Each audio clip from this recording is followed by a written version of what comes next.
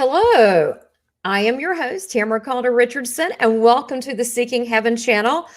And for Friday, our live chat is Seekers Speak. And we have a special treat for you today, something a little bit different because energy and love comes in all forms, including canine. So we're going to be talking about our pets tonight. But first, I just want to welcome you to the channel. If you haven't subscribed, please subscribe and hit the little bell. That way you get all the alerts of the show. Now, we have the Thursday at 4 p.m. premiere, and our guest today, which I want to talk a little bit about her first, but Donna Rebadow, she was on yesterday's. We couldn't even fit in her whole story. It's amazing. She's a near-death experiencer, and that just spurred her on to really live life. She's quite a mystic adventurer, so you'll have to check that out. But if you haven't subscribed, subscribe so you don't miss any shows, as well as like and make comments too. It helps to all these things help out a lot. And if you would like to be someone that helps out and be a sponsor, that would be terrific. We have some awesome membership perks, including from $2.99 to $24.99.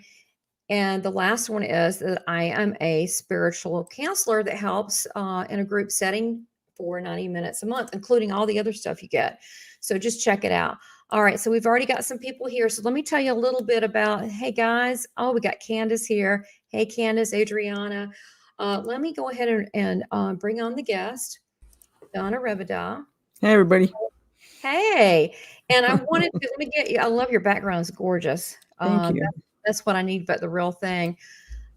Now, if you saw Donna's, her last episode, she's just amazing.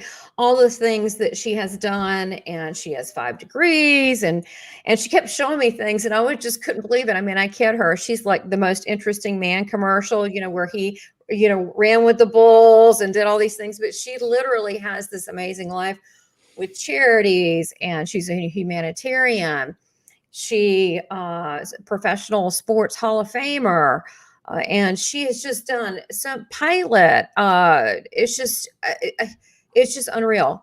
But one of the things that she has a passion in, this is part of her life as well, is she is a guide dog trainer. And I really wanted to talk with her tonight, and we can talk about the energy of our pets and how pets help us heal, especially is that love connection, because I always talk about as a medium that love connection on the other side, but we have that love connection with our pets. So tell us how you got into being a guide dog trainer.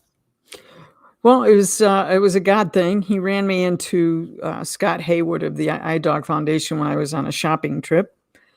And I saw there was German Shepherds, and I absolutely love German Shepherds. He had puppies there. That's just cruel that he had puppies. So I went over, and of course, my roommate, Mary Lou's like, no, we're not, no. I pick one up, and it's licking me. And anyways, it ended up turning into, I said yes, and I got Sadie, and everything else is history. So it was a chance encounter. But I love dogs, and I had a couple of blind students in my class. And so at the time, I thought this was a great idea because maybe one of my blind students would end up with a dog that I was training. Okay. Wow. So that's how that worked. Yeah. That is crazy. So you just kind of fell into it. How long does it take to be a guide dog trainer? Well, it's up to the dog. So you get trained at the iDog Foundation, they trained us for about 9 months. And then they go in to get an evaluation. So you don't have them for a week. At the end of that, Scott sits with you and says, okay, here's what you have to work on next. And then he gives you the dreaded turn-in date. And that's the date you're going to turn in this dog. And the dog's with you 24/7 for 9 months. You're falling in love with the dog. You're trying not to. And, it's like, so we make them a good dog, and the iDog Foundation makes them a guide dog. And then they go into advanced training for another, 4 or 5 months. Again, it depends on the dog. Then they hook up a blind person that has applied with the dog, and then they train on the iDog Foundation grounds. The only other time I see them after turn-in date is Spy Day. And I got to spy Sadie with her whole guide dog harness, and Scott he looks like a blind person. He walks the streets of Phoenix and he says, meet at the overhead bridge at 40th and 12th, Saturday at 2:00. And you can see the dog, but you can't call them. They can't see you. So. Oh, wow. So you get really close to them. Oh my God. And then you turn them over. You turn them in and you get spy day, and that's it. Wow. I did that four times. That would be really difficult. That's why it would be hard for me to actually work. I mean, this sounds like I'm not really copping out, but to work at like a pound or a plate, I would want to release them. I would want to take them all home. Take them home. If they, I would have to work at a place where they don't euthanize, because I would be, I can't even watch commercials. What is it, ACPI, where I'll start hysterically crying and my husband will go, okay, that's it. Turn the channel. I can't. Exactly. I want to save them all. So Rosemary joined us. Hey, Rosemary. So we just started. You didn't miss anything. So great. Yeah. Do you also train service dogs? Yeah, we were just talking about that. She does. Do you train service dogs as well? I only train service dogs. Right. So you were talking about the blind before earlier, but I guess I didn't say that right. Any kind of specialty or any kind of special handicap, or do you work with special divisions, or is it just blind? Just the Eye Dog Foundation for the blind. Yeah, just blind guide dogs. Blind. Okay, because I think she might have had. Hey, Mark, how are you? Good to see you. She might have had a particular question on that. So if you do send that over, and then we'll go over there. She might have had a particular question. Okay. So I want to put the picture of Sadie up so you can talk about Sadie, because she's pretty awesome. And then show a couple clips. And then before we get into the energy healing of the dog, and in a few minutes, I'll bring Tucker on. And Tucker, Clay worked very hard. And I heard the electrician and him and like, and Tucker got a bath. So he's going to be on. He's got his tie ready to be on. So let me get Sadie. So this is Sadie. It's not a great picture, but she's beautiful. That's my girl. And this is Sadie seeing one of the patients, right? Yep. Wow. Yep. 4.5 years up at the Maricopa Medical Center. Every Wednesday for 4.5 years. We did not miss a Wednesday to see those kids. Wow. And what were the ages of the kids? It was the child's ward. So I think the oldest was maybe 16, 17. And then you've got, so you work with, after the 4.5 years, Sadie was yours. Well, what happened was, as a guide dog, we turned her in, and then she got sick. She got catastrophically, the sequence is she came up lame. You have to be a perfect dog to be a guide dog. So when she came up lame, we got the right of first refusal. So Scott called me and said, you want her back? And I think before the phone hit the cradle, I was at the door knocking for my girl. I hadn't seen her for 1.5 years, actually. And I wondered if she would remember me.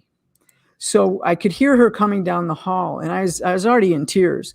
When Scott opened the door, she screamed. I swear to God, she screamed, Mom! Jumped in my arms. I took her home. I didn't know what we would do with her. And then about 2 months later, she got catastrophically ill. She should have died. She's a miracle. She's the only German Shepherd that has survived what she had. And every day for, 4 months, I held her in my hands at the vet. I had to go to the vet hospital. She was in the hospital for 4 months. And I rocked her every day. And I promised God, please, if in your heart you could save this dog, we'll do something special. And we did. That's how we got to be pet therapy team up at Maricopa Medical Center. We did that for 4.5 years, and we retired her again. And then hospice called us and asked us to work with the seniors, and we did that again. And then she got cancer. Oh, dear God. And she lasted longer than you had anticipated, though, even with the cancer, right? She was still a miracle. She should have died a couple of times like me and you. Well, you, So you both had NDEs. Yeah, we did. Well, Tucker died and went blue from his heart thing, and we prayed over him. I said, Jesus, I need you. he knows when he's needed. And he was out. Yeah, it was sad. And he came back. So it was Yep. pretty cool. And then Rosemary, yeah. So guide dogs are different from service That's dogs. correct. That's correct. Service dogs do come in all varieties. She was specifically a guide dog, Rosemary. Great distinction. I apologize. Okay, so tell us the difference. What is the difference between the two, a guide dog and a service dog? Well, guide dogs for the blind, they're actually, that's their job, is to guide. And the service dog can be any service. So we now have dogs and horses and different animals that are in service. So the service can range from helping people with epilepsy to being skin cancer detection dogs, service dogs for police, service dogs to sniff out bombs, army dogs. Oh. So that's what they mean by service. Got it. And I know that also a lot of wounded warriors work with service dogs. Yes, PTSD, absolutely. PTSD. Very good there. Yeah. Poodles are really good for epilepsy there because they have a stable base. And so they can sense when someone's about to go into a seizure. And then you teach the person to brush up, to lean on the dog, and the dog brings them down to the ground. So yeah, Rosemary, absolutely, that's the difference. That's amazing. That was, I don't know if it's a long time ago, but remember Ren Tin Tan? Of course, I'm old. Donna? I'm pre-television, for God's sake. It's Friday. It's a live chat. Anything can happen. Oh my God. Okay. Oh my gosh. Okay. Well, anyway, I thought it was great how the dog would always save, the day and so forth. But there really are animals. We were reading animal stories when we were taking Tucker to his Make-A-Wish, Make-A-Dream, whatever, Make-A-Wish trip to Hilton Head in September. He's still here, September, and it was dog stories, miracles, and that what you were talking about. Someone's getting ready to have a seizure, and the dog literally threw himself on the chest, and it calmed the person down enough. The seizure was not as bad, and was with them the whole time, and alerted the other person. So that was amazing. Yes, we did raise poodles for a while. But we had crazy ones, not the stable ones. Poodles are my favorite. We've had a lot of them over the years. We sure have. Yeah, that's funny. Okay, so I'm wondering, I really want people to get an idea of the kind of things you did before we go into the energy of animals and to the energy of horses and dogs. And I think that it would be helpful to show a couple things that Sadie did. Okay. But before we do, it's Friday. We're going to have a little bit of fun. So, now this, tell us about your pet here. This is my current pet. This is Kalia. Sadie's death devastated me. And for 2 years, I didn't have a dog in my house, which was the emptiest time of my life. And I knew I didn't want a German Shepherd as a pet. But I found out that they crossed a poodle with a German Shepherd and got Kalia. Oh, so this dog is a German Shepherd poodle mix, so she's my Kalia. She's my special needs girl. She has some special needs. So that's Kalia. Kalia is Hawaiian for bright light. And we got her on a full moon in January, and it was a bright light, and she became a bright light. She's beautiful. She reminds me of Tribble Clay's family used to have a dog that looked very much so like that. And for people that don't know, you're also a sports acupuncturist, which you trained in China. And then you had to go another 2 years for the sports aspect of it, and also work with the Olympic team. So you've been in this healing path as well as other things for a long time. Yep. Not just with pets, but with people. That's not a pet. That's a person. That's a person. And not only do you work with dogs and pets and horses, but you're not going to leave out reindeer. No, I got my reindeer friend there. and also pandas. I mean, that's my panda buddy. I mean, that is just, you got a hold of that. You're just grabbing them up there. Come on, mama. And you pull them up there. You've got quite a grip. So, I wanted people to see some of the things that you did with Sadie. So let's do that. Okay. So bear with me. I'm going to show a couple things here. And I think this will be interesting to people. It's wonderful that when I see your picture, I'm not crying like I used to. Oh gosh. I can see her now without crying. I know. That's okay if you do. We've all, Okay. everybody cries over their pets. They'll get, you know, Don't get me crying. Come on. I hate to admit it. I've cried over animals more than people that have passed. That's terrible, isn't it? It depends on the animal and depends on the person. We'll leave it at that. Yeah. So here we go. All right, let's see. Oh, there's my girl. This is Sadie. Mm. And come on, Sadie. There's a delay. Yeah. Seeing eye dog, an apparent limp brought her back to the woman who raised her as a puppy, Donna Rebadow. Although the limp went away, a life-threatening illness followed and changed both of their lives forever. I promised God that if he can, this is such a good and special dog. If she lives, I promise that I'll do something really, really special. So as I was laying there with her and just petting her and talking to her, and I said, Sadie, you can't go yet because we're going to go visit kids. And she did, with some miraculous results. As a certified therapy dog at the Maricopa Medical Center, children who wouldn't talk, wouldn't move, or couldn't stop crying are transformed by something special in Sadie. The therapy is that the children forget their pain.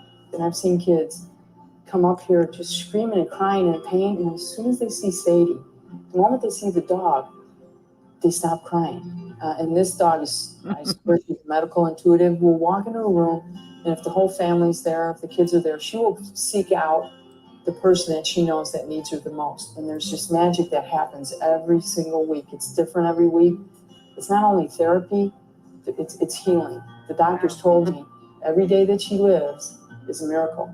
It's every single day that I interact with this dog that's special. Along with some of the kids she's helped and her owner, Donna Rebadow. Please join me in welcoming Pet Hero winner, Sadie. Wow. That's amazing. You want to tell us real quick about this clip, and we've got a couple short ones, and then we'll go into the energy aspect of animals. Yeah, hospital. This is Maricopa Medical Center. Mm-hmm. And that's where we were that 4.5 years up on the children's ward. And they actually nominated her for a hero award. And there were 4 categories, and she was actually put into 2 of the categories, one surviving a catastrophic illness, and then for community work. And she won in the community area. So the Friends of Animal Care and Control did this set of videos. And when we received the reward at a banquet, they showed that video. And they saved us for last. There were 6 animals that got awards. They saved us for last. And so there's men in the audience, big, tall guys, bruisers.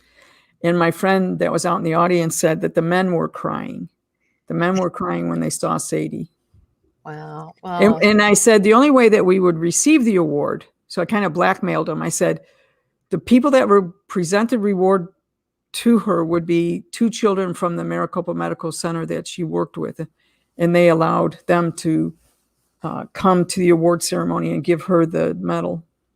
Wow, that's just beautiful. I mean, it's amazing how you look at people, and some people are givers. A lot of people I know are. That's actually their problem. They give too much and don't receive. But there are animals that very much so do the same thing. And this is an example. We've got another one here. Oh, yeah, this one. Okay, we'll do a little bit of this just so you can see what she actually did, and then we'll move it into the area of pets and how we work with them. Well, some animals beat the odds, others save lives, and others help out in their communities. They are certainly heroes, and they'll be recognized at a fundraising event that's happening next month. Donna Rebadow is here with Sadie, along with Julie Bank. You know Julie, she's with Maricopa County Animal Care and Control. Good morning to everybody. Good morning. Thanks for coming in so early. Donna, I want to start with you and tell us more about Sadie's story here. Well, Sadie's story is that she was a seeing eye dog and came up lame. So when they get career change, they asked the puppy raiser if you want him back. So I got her back. About 6 months later, she got really, really ill, was in the hospital near death. And she survived. She's an animal survivor. And I had made a promise that if she did survive, we'd do something special. So we help kids at the Maricopa Medical Center forget their pain and suffering for 2 hours every week. What was her illness? What made her sick? Something that happens with some of the big-chested dogs. It's called mesenteric root torsion, and her intestines twisted on themselves. Wow. And So, yeah. So Julie, how did you guys find out about Sadie? And Sadie is one of 6 dogs, right? That'll be recognized. Absolutely, 6 heroes. We have 3 categories, and Sadie is winning in the category of service to the community. We had a contest a couple of months ago, and Sadie was submitted as one of our people to be part of the contest, and she won. So we're great. We're going to be honoring these 6 animals at the Hero Awards, which is going to be on November 5th at the JW Marriott. And we've got the information right there on the screen, as you just mentioned. It is on the 5th. Yeah, you don't have to show much more. That's good. Perfect. Okay. That's so sweet. So we have the 3, 4, and 5. Is there anything in particular you wanted to hit on that? If not, we'll keep going with you. If there was anything in particular that with any of the kids. No, they can go on and take a look at the videos. Okay, I'll put them underneath. Okay, I'll do that. I'll just put them in the comment thing. How about that? Yeah, that way that's great. Great idea. So let me do the stop sharing, and then we're getting a lot of feedback. Wow, yes. And Don't you guys make me cry. Canine Angel. Yeah, she is. That's amazing. But what do you look for in animals that are either service or guide dogs? Is there a trait? Well, the Guide Dog Foundation itself, they go out and they do all that for the dogs. So each of the guide dog schools and the service schools are looking for certain traits. iDog Foundation kept what they call mom dogs. So they had a set of females that they were going to use for breeding that had the great temperament. And then they went out and found the males. And so they tended to go over to Europe because we did the German Shepherds that did not have the sloped hip like they did in America. So they had the straight hips. And the German Shepherd was the first breed of dog used in guide dog work in the United States. Now it's more retrievers and other breeds. So like I said, I'm partial to German Shepherds. I've owned German Shepherds. So when I saw those puppies, I knew that was for me. Sadie's picture was on the table. As a puppy, they took Polaroids and they pasted it, they scotch taped it on the table. And I said to Scott, I'll do this only if I get this dog with the white collar. I picked Sadie out of a lineup. I mean, come on. You think my guides were there? Well, it's true. When they do put you together with your animals, and we'll talk about cats too, because somebody asked about cats. But you two had, look, I've had lots of, like I said, I've had furry animals. I don't have any human, furry babies, no human babies. And I've had lots of furry babies since I can remember, 7 years old and up. I never really stopped. And it was funny because my family, they were like, with pets. I got everybody having a pet afterwards. Because when I get older, I'm having my own dogs and stuff. But you love them all. But then there's something you really connect to, like you do with Sadie. And I think there is a karmic soul connection. Absolutely. And matter of fact, I'm going to shout out to Wendy Rose Williams. And if you haven't seen her episode, please do. But she has written a book, and forgive me, I can't think of the name on it, but when you see the first frame of hers, you'll see it, where she did past life, where she saw the same dog that kept coming back into her life being with her. And I was like, how awesome is that? And you've heard that before with people, like, I know this is the same spirit of the dog and this dog. Yep. And we're writing a book called Wednesdays with Sadie, Miracles at Maricopa. Yeah. And so we're getting along a whole lot better. Moving along in the book. So is she helping you write it? Sadie, of course. Absolutely. Yeah, I'm a medium. I'm going to ask these things. My guide, Sadie, and I actually have an editor. So an editor. Okay. So I have an editor, not a writer. What she does is she looks at my writing and then adds comments or whatever. So no, that's excellent. Yeah, for not only just punctuation, but also for understandability. Right. Absolutely.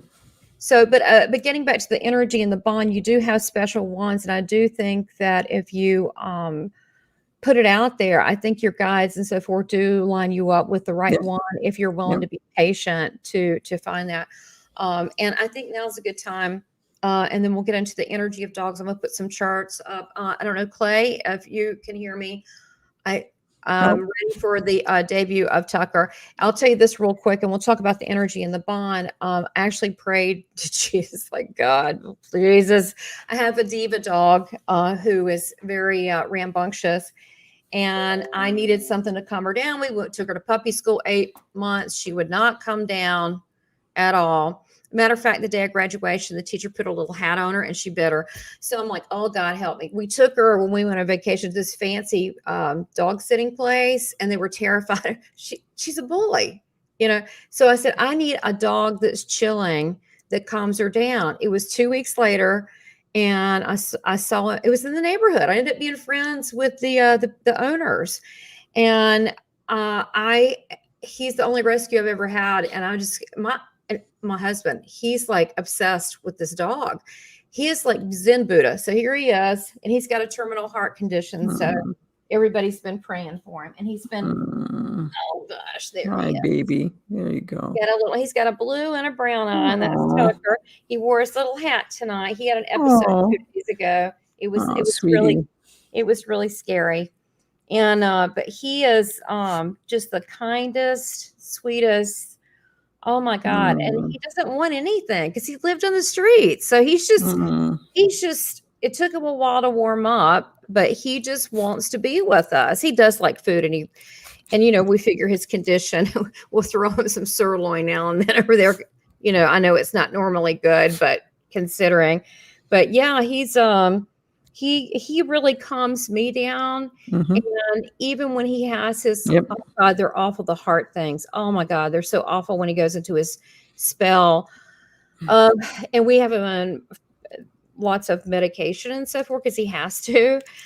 Without it, it's not a good picture. But okay. All right, hold on. He's cool. Let's see, my husband's like, is he okay? He's right over here because we treat him like a little baby. But he's got like 5 beds in the house and so forth. And I've always heard that rescues are better dogs, or maybe, you know, cats too. But I will have to agree with that. I've never had one till now, and he's just so appreciative. So I'm going to give him back to his daddy. He got a haircut and everything tonight. I'll see he's already looking. I say goodbye, Tucker. Bye, Tucker. Bye, baby. Here you go. Sending you healing, sweetie. Clay. Thank you. Gosh, I just love that freaking dog so much. But when he has an attack, we hold him. We have oxygen for him and all that. But as far as our energy, I will literally visualize a white light around him, his heart. I visualize that white light. Rita was on here, said that I should do that. I do that. I also have a Merkaba send in his chest and transform it. And I visualize angels around. And then when we went to Hilton Head, I saw green, almost in every picture, like a green tiny orb. And I know it was Raphael.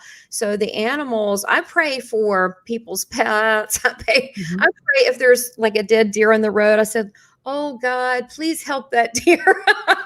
I do. All animals is not just our pets. I think all animals are amazing. So let's go into cats too. Someone wanted to know about cats and the energy. I mean, I think it's the same thing as a dog. I think there's a little difference between cats and dogs, but they're both really sensitive. Yeah. Is that what you meant? Yeah. So well, I think let's go back. Let's define that. So pets, they both love. But being in a service capacity, I don't know if a cat could do that kind of thing. Tough to train that cat. Yeah, I don't know about that. But I don't know about that one. I don't know about that one. Although I did have a friend in college that would play ball with the cat because she never had a cat. She always had dogs, and the cat didn't know it was a cat. But they do communicate a little bit differently. But I do think that they do things like draw close to you when you're sick. Because I see that with and the cat's just right near her. Like she had food poisoning last week, and the cat was like right there. And knew she was sick. So in that respect, I think they're both empathic. Absolutely. Now, how do you feel they differ? Well, it's hard to train a cat, although they're looking at some of the bigger breed cats like the Maine Coon, the Mhm. Norwegian forest cat. But I'm not sure if they've been able to do that training yet. Okay. But So, I think they're just, even though cats seem to be aloof, but they're very, very energy sensitive. They're very, I think, and they're just different. I'm not being very articulate, and I apologize. no, They're just, no, that's okay. I will Yeah. say this much. You know, my mom, she loves both, but she's pretty much so a cat person.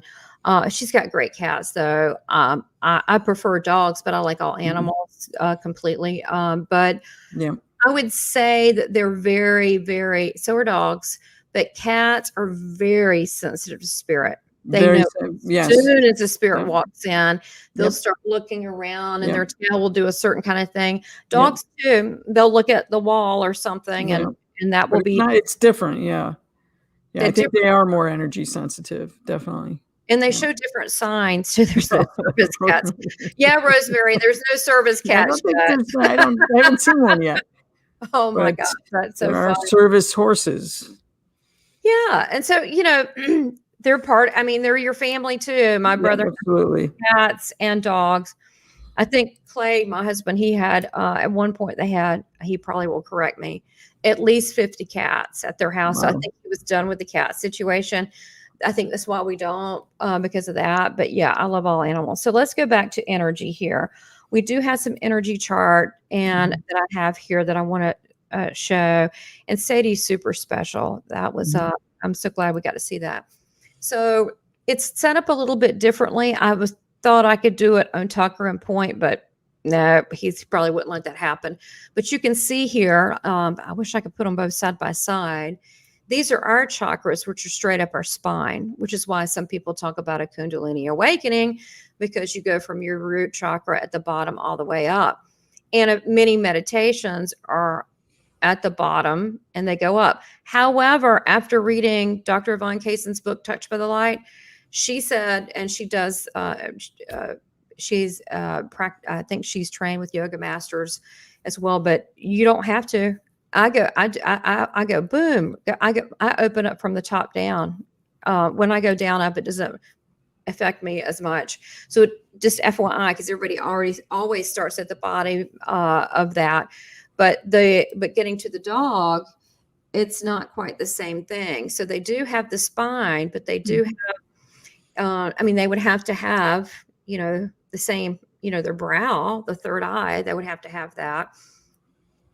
And then they would have to, if you look at the throat chakra, it has to be here. So it still makes sense on that. And of course the heart chakra, but I like how if you notice the heart chakra goes on both sides from the spine to the throat. And then the throat chakra goes to both sides too. So in acupuncture, what we say is whatever, and it's not just acupuncture, but in the human body, whatever happens on one side of the skeleton affects the other. So we call them agonist and antagonist. So it makes sense to me that they have both sides. Our spines are a little different, so we could have them on both sides, but it's a larger energy force that looks like one. But in the dog, they're separated; they're not standing, so it looks like two. Right. Does that make sense? Yeah, if they were standing, I guess If they were standing, they would. It's the same. Yeah, it's the same as energy. Yeah. It's pretty if they stood upright. And then I found this. I thought this was interesting. Yeah. And I guess it's like our foot. If the points on the foot, which you've got just about everything, it's very similar. Yeah, like reflexology. Yeah, reflexology. Yeah, but for animals, so they can also. I wanted to let me take this off. Yeah, when our dogs are sick, we do. It's really good to rub at their ears and rub at their feet, and to get those energy centers moving. What does that do? So it gets the energy. So it calms them and moves that energy. So we do the feet and the ears when they're not feeling good. I intuitively do that. Yeah. I do. And so now as far as energy, we're talking about the love bond. how do you explain? I wanted us to talk about dogs and cats, and then go Okay. into horses. Yeah, the horses are We're going amazing. to go into horses because we do have some. We have to talk about the horses, Art. Right. We Yep. have some statistical information on that. That's Yep. pretty amazing. But let's talk about dogs first, and Okay. cats can be in this as well, about the energy, because you have experience with this, but also came across to substantiate your experience about how it does lower your heart rate and so forth. Tell us a little bit about that, why that is, why when our pets are near us, why does it ground us? Why does it act like a calming effect? Well, they are sentient beings and they have energy. And so they can project energy in an energy field. And as my friend Candy Sanderson calls it, our fields of energy, our POEs. And so they can project that field of energy, and we project fields of energy. Energy just doesn't reside within us. It also has a shape around us. And it's the same with the animals. And when those two fields will intersect, and it's a lot like the spirit world, whether our angels their energies intersecting with our energy, plants intersect, all these energy fields that come together, there's a mixing of that energy, and there's the calmness, such as like if you smelled lavender, and the energy of lavender is a calming. And so the dogs have that field of energy that calms us, and the cats have that field of energy that calms, heals. And so it's that intersection of those two energy fields. So we're not just inside energy, and we're not, so it's really overlapping energy fields. It would be the best way to explain that. Right. And I also think that they're very in tune when you have a bond. You are upset. I mean, actually, like I ever get upset, like when it doesn't last long generally, but when I get upset, I'm a fire sign. It's like, bam. But then I'm like, fine in 5 or 10 minutes, usually. You know what I mean? It's kind of quick and it's gone. They leave the room. They're like, they leave the room. We're just they don't want that energy. We're just gonna leave that for now. She'll be fine in about 5 minutes. Yeah. So all that emotion has frequency, and frequencies carry information. And so you have a frequency with information, and people go, I don't know what that means. I go, it's a radio wave. So if you don't understand that, you can understand radio waves. There's a frequency in the air. The broadcast started in New York City, and you picked it up on a machine in Phoenix. Well, that was all energy being transmitted, not just energy and frequency, with information, so that when it's downloaded on the radio, you have a show, you have a broadcast. And the same thing is happening among sentient beings. So there's energy that unlocks information that can unlock, your own chemistry. And so they have chemistry, you have chemistry, they have frequency, you have frequency, vibrations, and all those are interacting to cause chemical reactions in your body, like Susan's saying, oxytocin. I mean, there's cortisol, right, adrenaline, and they can pick up on that, and that's when they probably leave the room, when you get Yeah, and if I'm feeling a little bit down, but they get down too. Every now and then I'll notice they can do that. And so it's up to you. That's where, again, like I said yesterday, it becomes an awareness. And like, you have to be aware, look in their eyes, let them look in your eyes. There's lots of communication that's going on in subtle energy fields. So we're more than just physical. So all these things are happening on more than the physical realm, on subtle energy levels that are affecting your body, your chemistry, all those that are going on. Yeah. Well, and I think it goes both ways. And there was, you sent some articles and so forth you were looking at. Yeah. And there was one that they were talking about, that just being in a quiet place, turn the TV off, maybe walk outside with them and really connect with your pet. And you think about, how do you connect with your pet? And there are some people that walk their cats. I've seen it, not a lot. Yeah, you can walk your cats, definitely. Yeah, they need that too. But it's talk about lowering, lowers your blood pressure, calms you down. Just like if if I was to, like in my patients, and I'm touching them. So my practice of acupuncture is a touch, you know, even though I'm touching, I have a needle, but I'm also touching with hands. And so there's something that happens when skin is touched. There's something that happens when you pet the skin of these animals too. And so what's happening there, like I said, it begins a whole cascade of chemicals that are reacting in your body. And so bradykinin and substance P happens when you get upset. And so the neurotransmitters that come in to calm you down would be your T cells, your B cells. So there's an there's an immuno healing response too. So our bodies are really chemical factories. They're very intelligent if we do them correctly. But yeah, your pets can be upset and depressed, and you know, depending on how, like the rescue animals that you get and you don't know their background, and you're wondering why did they cower at that movement, or why did they do that? Because animals are set up to survive out in the world, so they pick up on cues really, really quickly. And so there's ways we can heal them, and there's ways they can heal us. Go ahead. And you know, another thing is, if you want to know someone, like you're not sure about someone, you put your pet in front of them. Yeah, exactly. No, seriously. Exactly. No, that's true. Seriously. And cats too. Cat will be they're like, do not go near that person. Yeah. Sadie was really good about that. She would warn me, you know, like, no, we're not going over there. That's it's not happening. It's funny. I had a friend years ago, and I remember this. I don't know why, that came over to we were in an apartment at the time, and I had this cute little puppy. It was like the cutest thing. Puppies are all cute, right? And it was a tiny little poodle, and it came over to my friend, and my friend just went, and kind of brushed it off. I never trusted her again, because first of all, little baby puppies, little teeny, I mean, they smell good. You want to sniff on them. And I'm like, and you know, why would you? And I thought, this can't be a kind person. Even if you didn't want to own the dog, it's telling. But I've also had dogs that won't go near someone. If my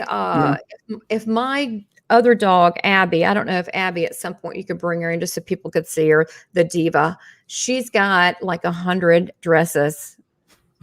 No, I'm serious. Every occasion, that she is so demanding, that if she likes you, you're good. But if she doesn't like you, yeah, you're out. You're out. So, skin to skin magic. It is. It's very telling, and it's true. I like that. Yeah.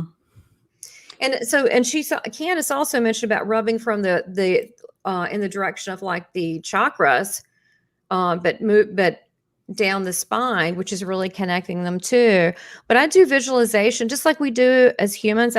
When I like pray, I'll also send people energy at the same time. So I visualize that area being healed, but we can do that with our animals too. And it just makes such a difference. Let's see. Also, we found in this article, hold that thought just a minute, the Science Advisory Board, this was the article one of the articles you found, that your dog can lower your blood pressure, your heart rate, and overall stress. And Dr. Borisenko from Borisenko. Dr. Borisenko is a really good person to follow. Okay, Borisenko said that she talks about visualization, even with humans. If you have cancer, visualize it going away. But the same thing with animals. But even holding a dog can lower your blood pressure and heart rate. Depends on the animal. But you generally, yes. Except for this one. Okay, this is the one that's such a problem. She doesn't have her evening dress on right now, but this is the one you would think she's the sweetest thing. Like, sweetie, why would she be such a problem, Abby? Would you like to say something? Hi, Abby. And when you meet her, you think she's the sweetest little dog you've ever met. Wait, let's see her head. She's the problem. We had her pet paradise, and she had a small area when we got back from a cruise a couple years ago. She had the $150 a night bedroom with a TV with the pool. Because she did that on purpose. We didn't. I said, "Do we owe that?" They go, "Oh no, you don't owe it." And I was like, yeah, okay, that's that's her working that. So, yeah. Yeah, let's talk a little bit about horses. I think Let's go. There's a Heart Math Institute that does a lot of research on what they call heart coherence, a coherent heart rhythm. And it has to do with meditation or lowering your own blood pressure through meditation. You can do it that, heart coherence. When two people are around each other and it's coherent, you have a coherent heart rhythm. And what they found was, how they did this research is that they have a magnometer that can look up, that can actually measure your heart's energy field.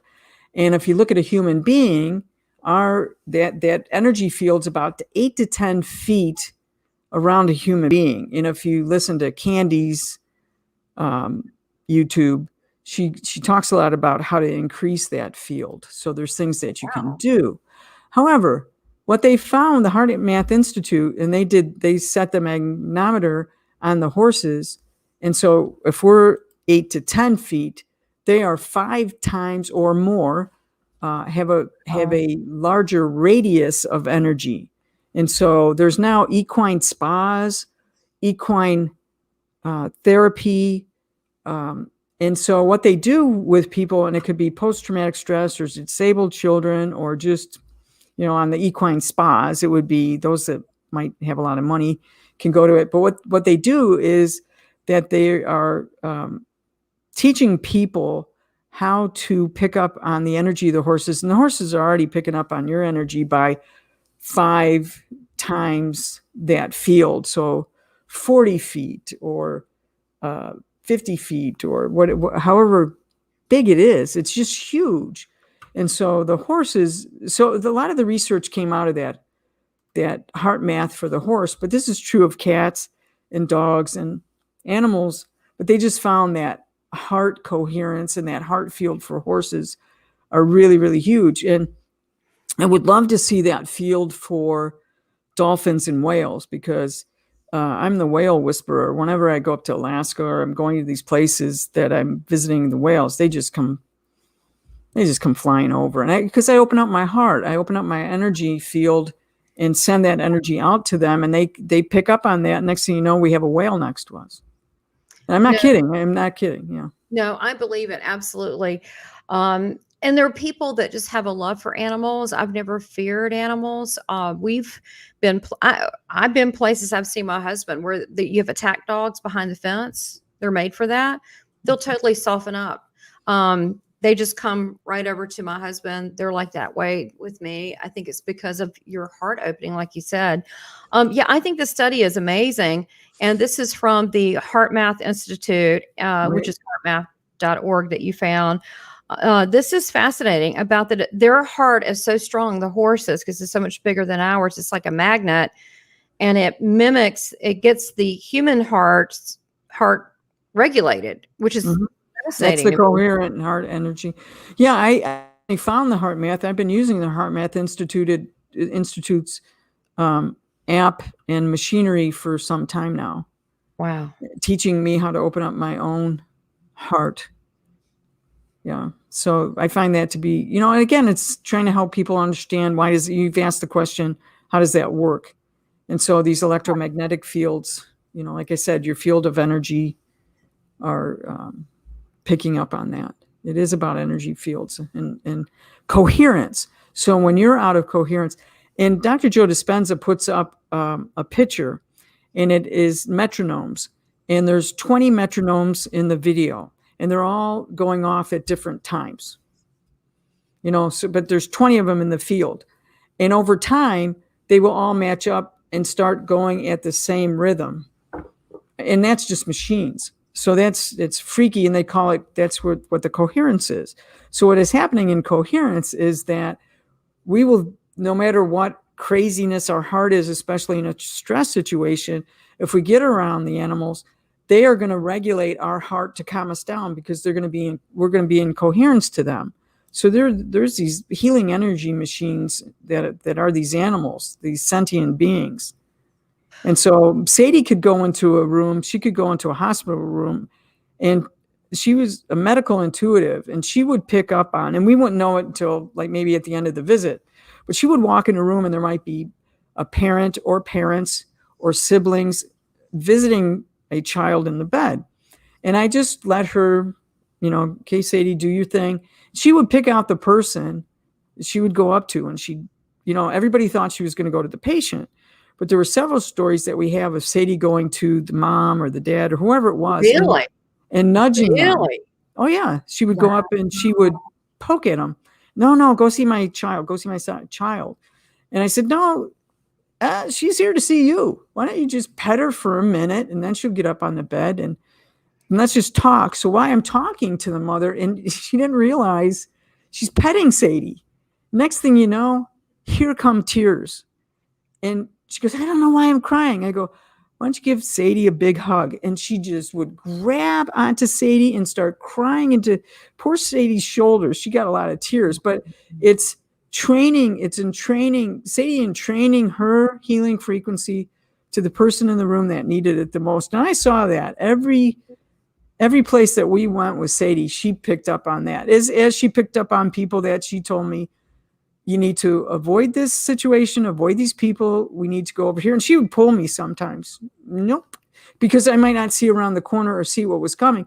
But she did, because of that, the field that they can project. And I bet Sadie was, I wish I'd known that, but she's probably about her field is probably big as a horse's field, because she could sense things around the corner. Pull me away. As we were going by, I'd look back and go, oh yeah, that was pretty good. Glad we didn't do that. So does this help people? Yeah. People that are watching the show, are you understanding what I mean by what's happening chemically and energetically? All this is going into what is happening here. And it's all on a spiritual. This is a Seeking Heaven channel, a spiritual channel.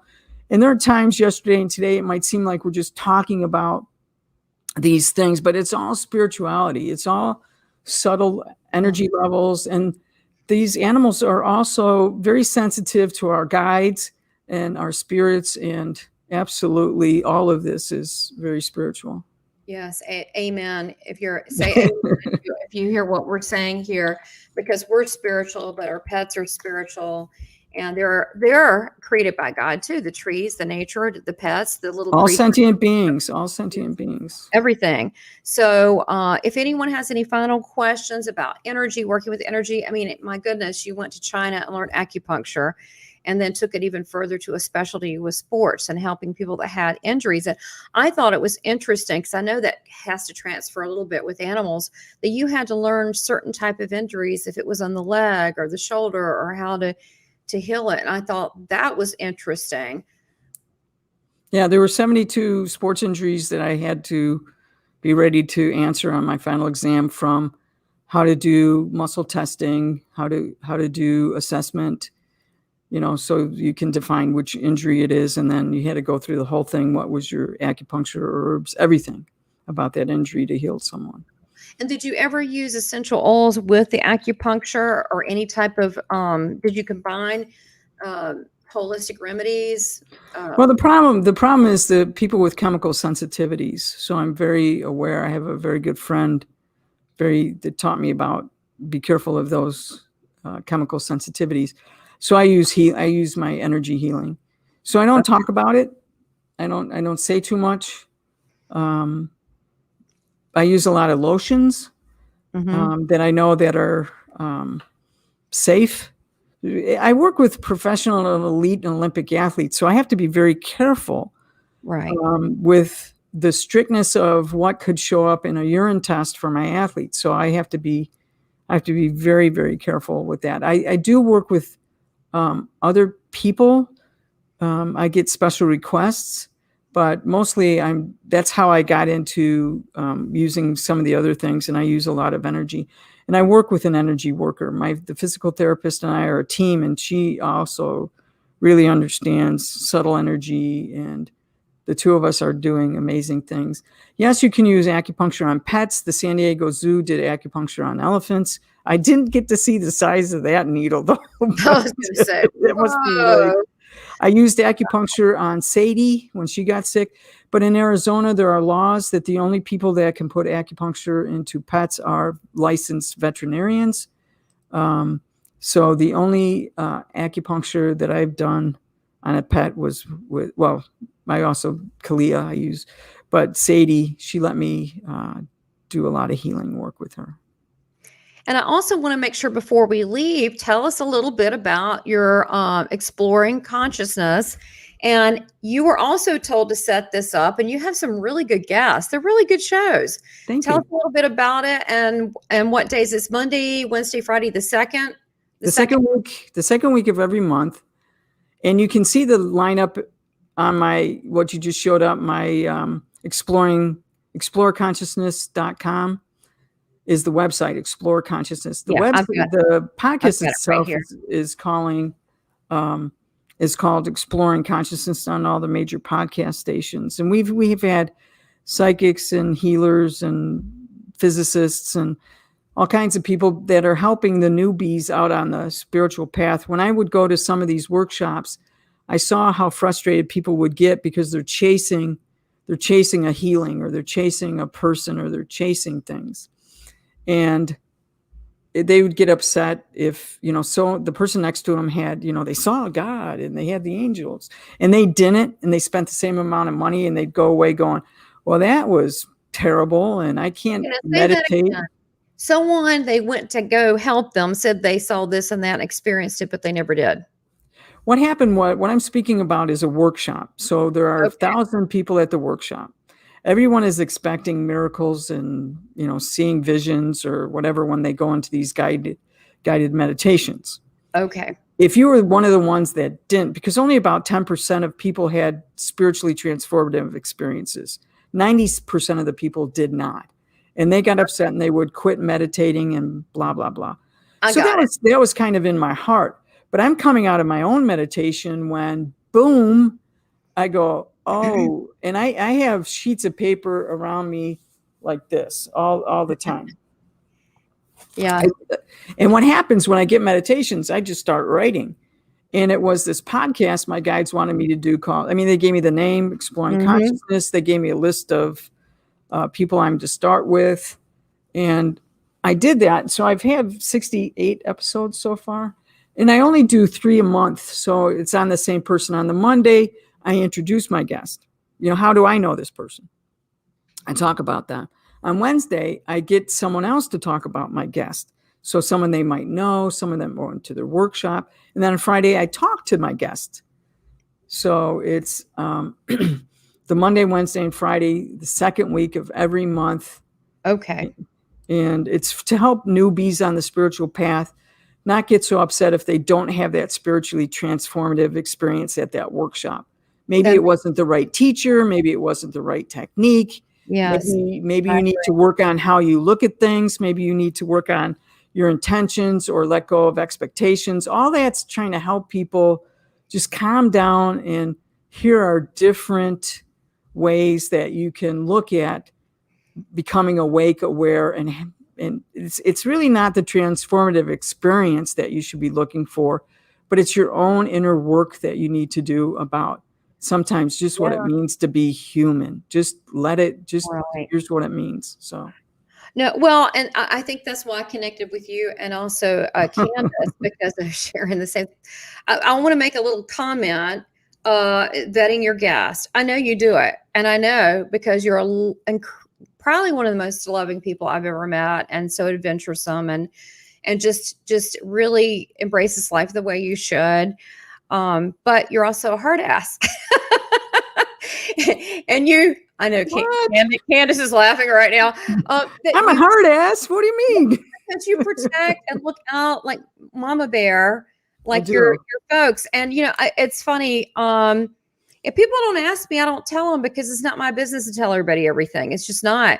But I do my best. I try to, the same with you, vet your guests, but I do it more.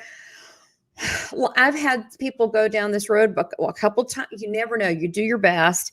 And it was a little dark. And I stopped the interview. I said, okay, this is getting You're too not going to help people. Yeah. this is too Yeah. weird. They're not going to understand it. Not that you guys aren't smart, you're super smart, but I kind of have an idea based on the comments what people are going to like. I said, let's go back and let's reset this. But you know, and if I see someone's a spiritual BSer, I don't have them on. Mm-mm. Or yeah, and Tamara, my guests come to me through my guides. So yeah, I know. I have my guides that are telling me, you know, I know they do that to me too. But sometimes people say you should have someone on the show, and I'll ask, and they're like, no. And some of those people are famous, and they'll tell me no. And then some of them aren't, and they'll go, I don't care. We want them on. I'm like, I've had people never speak before. So it's also there's people that email me and want to be my guest. And yeah. I'm like, I don't know. You haven't come through my guide, so I'm not. Oh, I did. I told one poor guy. I said, well, you have to go through my guides. And they go, do you have a phone number? Oh, that you did not. That's so funny. Well, I said, no, I don't. I don't have a phone number for my guides. Well, if you were Catholic in the 60s, it would be Ecum Spiri 220 was their phone number. Oh my gosh. Well, you know, I've never told anyone. That's Latin for, well, anyways, yeah. Catholics might be laughing. What's the Holy Spirit's phone number? Ecum Spiri 220. Oh my God, that's funny. But you know, I don't tell people. I mean, it just never came up. It's not that I hide things. Sometimes things don't come up, but I, like you, was told to do this show and in this format, not iHeartRadio or whatever, or Tumblr. It was this. But I am told kind of who to pick. And some of these people, I argue. I go, really, them? They're like, yeah. But I don't tell people because I don't want people to not feel they're not good enough. Maybe it's timing. Maybe they're meant for later on. Exactly. And maybe like your message, you came on. I felt like, no, she's got to be on. Maybe your message would appeal to certain people that are watching at this point. You know, I don't know, but I just trust. And it doesn't mean some people are better than others, but there are some that I will say this. I didn't realize I am a mother bear too. I don't want people to be misled if I feel like someone isn't genuine. Not perfect. I don't expect people to be perfect, but just genuine. That's all. I don't want to hurt my newbies. Yeah. I don't want to hurt them. I don't want to send them down a path that, you know, yeah. So and that's I didn't know that it meant being a hard ass or venting. It's more like, yeah. But I didn't know that I was doing that, but I'm a real hard ass about it. And it's because I care and it's about integrity. And I want to make integrity. And I want to make sure that I have quality people that are genuine. And then what people do from there is what they do. And I also tell people, and you're a near-death experiencer, a lot of near-death experiencers doesn't mean that they're enlightened. It doesn't mean that. No. And so things are not equal. That's why, you know, I try to get a diverse background like you do so people can judge and weigh things out. But I will tell you my biggest pet peeve, and then we'll go. Tamara's biggest pet peeve. And you know what? I'll just have to get over myself with this. But my biggest pet peeve is when I try so hard to help people. Did you know what I'm going to say already? And they're lazy and they won't do the work. When I had a psychic class, I had so much. Oh my God, it was so detailed and so on it. It was like all the years. I had a whole, like if you did both, you would know. And they wouldn't do the homework. They would not do the homework. And I'm like, guys, you know, you're letting spirit down. You're not doing the homework.